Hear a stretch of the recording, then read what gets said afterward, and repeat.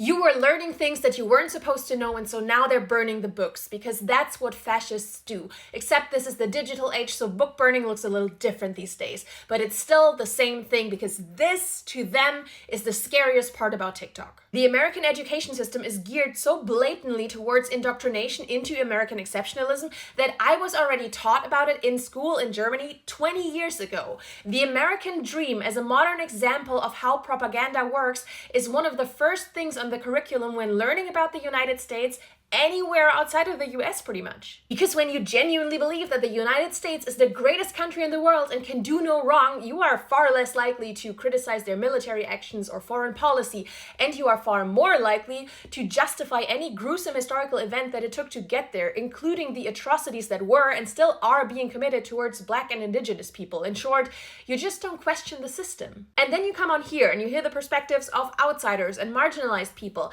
and you start doubting and unpacking and deconstructing, and you start to realize that maybe that country isn't the greatest in everything, and that you have a lot more in common with the people that they've spent decades demonizing and othering, and that is their worst case scenario. Just think about the bans on certain books on critical race theory, gender studies, and so on just in the past couple of months.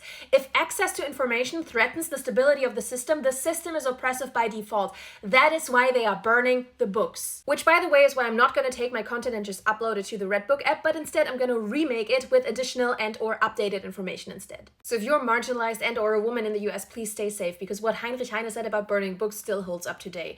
And lastly, I just want to thank you for everything that I got to learn from you since I posted my first video here on the day after the Capitol insurrection. Please stay safe.